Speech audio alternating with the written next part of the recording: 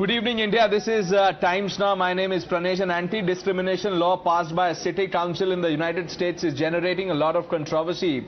Ironically, for being biased, Seattle became the first US city to specifically ban caste discrimination by establishing caste as a protected category under the city's non-discrimination policy. The resolution, moved by an Indian-American politician and economist, Shama Sawant, was approved by the city council by 6-1 vote.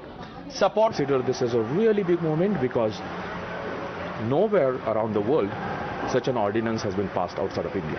So when this ordinance passed today, I went close down to my childhood. Like, I heard all these things being like a 3-year-old or a 4-year-old. I have those memories in my heart. I feel that like Seattle is the first city in all over US banning caste-based discrimination.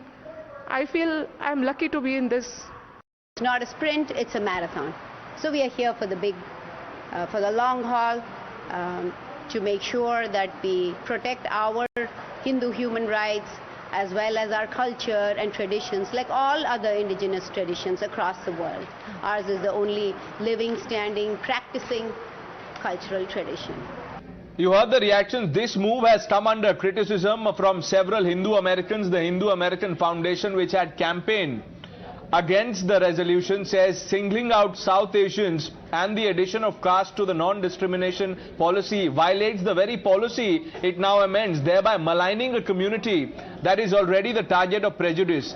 The supporters, however, say that law only accounts for how caste discrimination crosses national and religious boundaries. Here are the main contentions in favor and against the law. Is this law biased? What does it say about parity? Protects those who have been discriminated. The other argument is that the legislation singles out South Asians. And there are other points also, and let's open this up. Purnima Nath, writer and commentator on geopolitics, foreign affairs, a familiar face now joining us. Purnima Nath, good evening. Thank you for speaking to Times Now. I have been seeing... sure, thank you. Namaskar, ma'am. Thank you for your time. I have been reading your tweets. Why are you so outraged by this legislation? I'm not able to hear you. Could you ask me again? Yeah, can you hear me now? Is the line better? We are having a few issues, but if you can hear me, I have a straightforward question to begin with. Why do you think this legislation is a problem? So, thank you so much for asking this important question. The basis of the law itself is wrong. If you pass a law based on certain issues that happens. First question is, this particular law was passed in Seattle, and I wanted to know how many cases even registered or logged with the law enforcement in Seattle. There is none, absolutely none. Okay, the basis of this law is a Cisco case that was filed in California, so, and that has been going on for 3 years with no judgment. How does that particular case with no judgment becomes the basis of this law? And then there is no cases registered, but hearsay stories and fabricated stories from here, and the data that was provided by dubious organizations like Equality Lab. And if you look at these organizations and see infamous Tain Marie Soundararajan, who calls herself Dalit Diva, and she's a Christian Dalit. How can you be a Dalit and Christian? Right? And then she's her mom and dad both are doctors. How can you be a doctor if you are untouchables? I mean, you are in America, you have never been to India, you know so much about caste, and you want to pass laws on caste, impose policies and agendas against us Hindus as a Christian.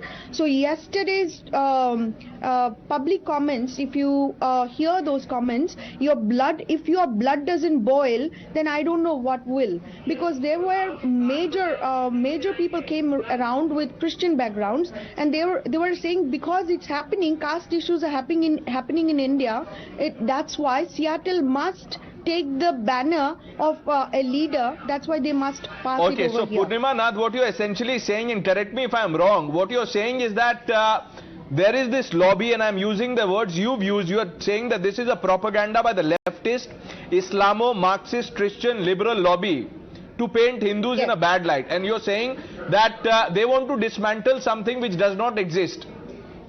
Yes, they actually want to target Hindus and Indian Americans because in general our nature is not to get into politics, or we are not involved in social issues. We are involved in jobs. We are just focused on schools and etc. We're very law-abiding citizens. We don't have any hanky-panky going on.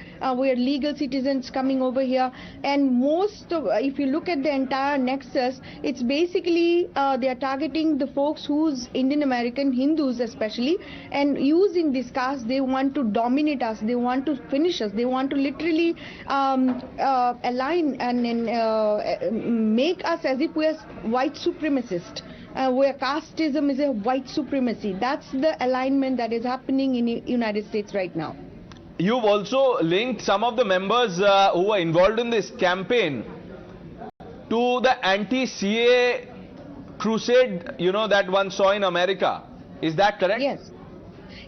So Seattle, this is the past. Seattle was the first Democrat city, left-wing Democrat city that passed anti-CAA resolution in United States. After that, 7 cities passed it, including my own. And there is it's basically hush-hush events that has happened. And no Hindu leaders even know that this kind of resolutions are getting passed in their Democrat cities. And the last one that I know of that was started was Chicago 2 years ago. So yes, and it's the same exact nexus of Equality Lab and the IAAMC, which is Indian American Muslim Council, and then also the Christian counterparts who are working with U.S. State Department agencies, who's working to make sure that Indian Americans, especially the Hindus, are labeled and cancelled everywhere. This particular law, Shama Sawant, who has pushed this particular law, she is not going to be quiet because she was with the anti-CAA laws in all the cities in the United States. Now she's going to push this one as a nationwide as well. So the danger that as a Hindus and Indian Americans are going to face in the workforce, in the right. So what you are saying is that this is not just an attempt to malign Hindus, paint them in bad light, but also an attempt to paint India in a poor light. Thank you, Purnima Nath, for your time. Thank you for speaking to us. The other side, obviously, viewer says that because the existing framework did not have enough teeth, this legislation was necessary to fight all forms of oppression. Leaving it at that, taking a quick break. News continues. Stay with us.